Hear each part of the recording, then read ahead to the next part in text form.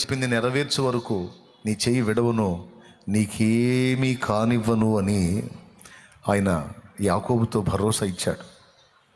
ఈరోజు ఇక్కడ కూర్చున్నటువంటి మనందరము రకరకాల పరిస్థితుల్లో, రకరకాల ఇబ్బందుల్లో, రకరకాల శోధనల్లో ఉండి ఉండవచ్చు. కానీ ఈరోజు మనందరికీ కూడా దేవుడు ఒక వాగ్దాన రూపకమైన సందేశాన్ని ఇస్తున్నాడు. అదేమిటంటే, నేను నీకు తోడుగా ఉంటాను,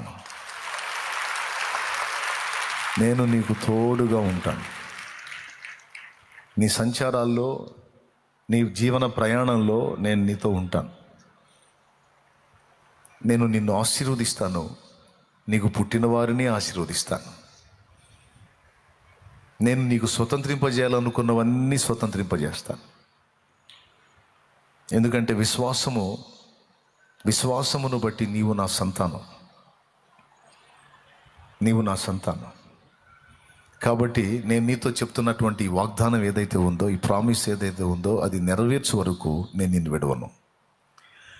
ఈ మాటలన్నీ మనకు కూడా వర్తిస్తాయి. ఎందుకంటే వాగ్దానం నాటి భక్తులకే కాదు, నేటి భక్తులకు కూడా. కాబట్టే అది గ్రంథ రూపంలో నీకు నాకు అందించాడు. ఇక్కడ నాకు అర్థమైనటువంటి ఒక విషయం ఏంటంటే, భక్తుడు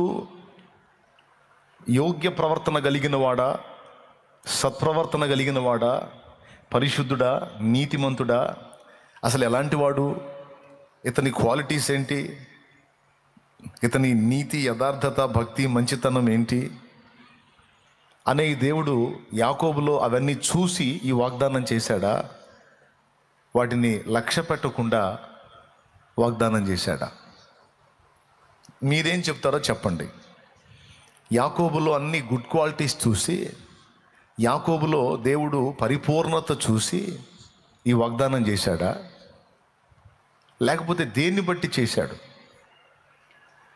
ఈజీగానే తెలిసిపోద్ది మీకు. వీటిని బట్టి యాకోబుకు దేవుడు వాగ్దానం చేయలే. ఎందుకంటే యాకోబు అప్పటికి ఇంకా సరిచేయబడలా. యాకోబు ఇంకా లోపాల పుట్టగానే ఉన్నాడు. యాకోబులో ఇంకా వంకరలు ఉన్నాయి. యాకోబులో తొందరపాట్లు ఉన్నాయి, తొందరపాటు నిర్ణయాలు ఉన్నాయి, దేవునితో బేరసారాలు ఉన్నాయి. ఇవన్నీ చెప్పిన తర్వాత దేవునితో బేరం ఆడతాడు యాకోబు. నువ్వు చెప్పినట్లు నిజంగా నువ్వు నాకు తోడై ఉంటే, ఇదిగో ఒప్పందం, నువ్వు నాకు దేవుడు అయి ఉంటావు, నేను నీకు భక్తి చేస్తా. నువ్వు చెప్పినట్లు నిజంగా ఇవన్నీ నాకు నెరవేరిస్తే నా రాబడిలో నుండి నీకు 10వ భాగం ఇస్తా, ఓ పండుగ చేసుకోపో.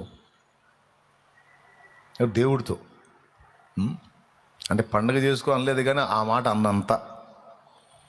నువ్వు చెప్పినట్టు నిజంగా నాకు తోడై ఉండి ఇవన్నీ చేస్తే నేను నిన్ను ఆరాధిస్తా, నువ్వు నాకు దేవుడు అయి ఉంటావు, అంతేకాదు నా రాబడిలోంచి కొంత నీకు ఇస్తా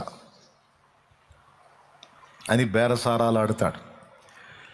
అంటే దేవుడేందో పూర్తిగా యాకోబుకు అర్థం కాల. అర్థమైతే బేరసారాలు ఆడ్డు, సాష్టాంగ పడతాడు తప్ప బేరసారాలు ఉండవు. కానీ ఇక్కడ బేరసారాలు జరుగుతాయి. ఏమండి? అంతేకాదు, మరియు స్తంభముగా నేను నిలిపిన ఈ రాయి దేవుని మందిరమగును,